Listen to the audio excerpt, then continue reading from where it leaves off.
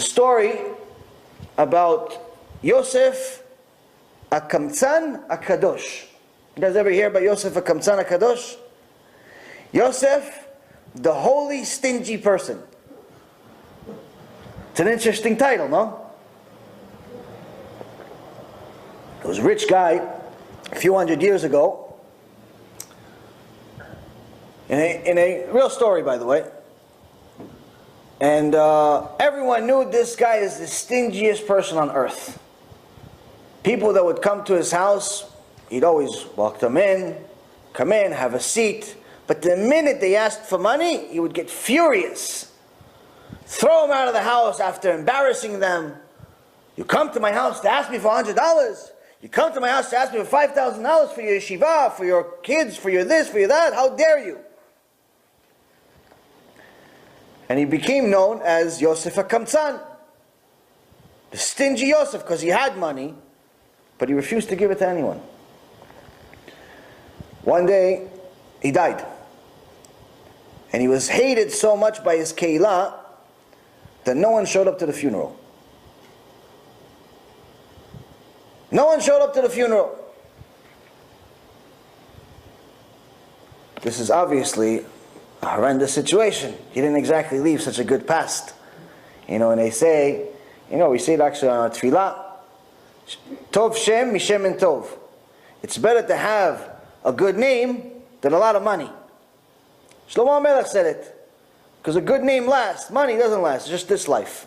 And even this life, it's questionable if it's going to last. So he dies. No one shows up to the funeral. And all of a sudden, the day after the funeral, all of these poor people show up at the rabbi's house, knocking at his house, tens and tens of people asking for tzedakah. He says, where'd you all come from? Because we all live here. What, all of a sudden all of you went broke at the same time? He goes, no, we haven't had money for many years. Because so how did you survive until now? He said, well, we don't really know, but we know that every time we go to the stores would give us the money. The stores would give us the goods. We didn't have to pay. If I went to the store to buy milk, the guy from the milk company, the guy from the store that sells milk would give me the milk. But all of a sudden today I went, and he said, I'm sorry, I can't give it to you. And the same thing with the next one, the next one, the next one, the next one. So now, the Rav was not a fool. And he's trying to figure out, where did this money come from?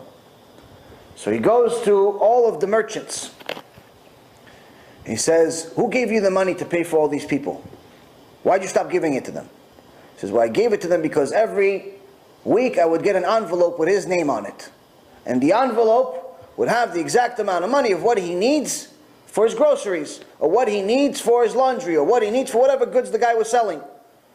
And the envelope didn't come this week. He goes, who gave you the envelope? He goes, no, that's one thing I'm not allowed to say. I promise the person that's given the envelope, I'm not allowed to say.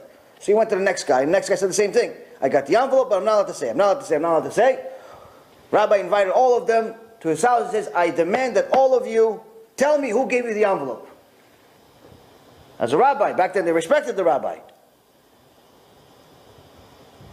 They all admitted it was Yosef. Yosef HaKamtzan.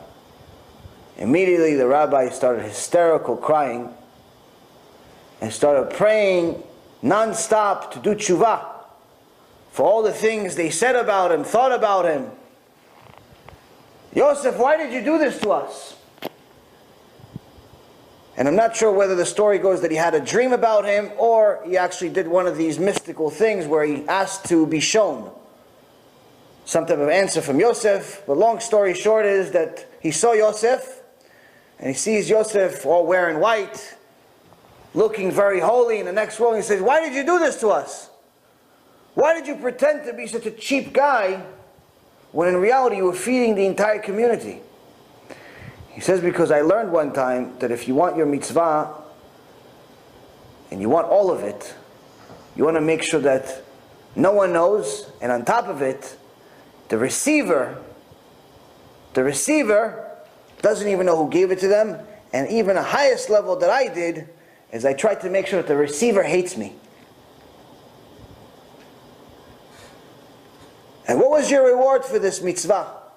He says, Avraham, Yitzchak, and Yaakov, and David HaMelech came to welcome me to Olam Haba. David HaMelech was making the music, and the Avot came to me, and they brought me to Olam Haba. He says, but you know, I still miss one thing. There's only one thing I still miss about this world. Because what do you miss?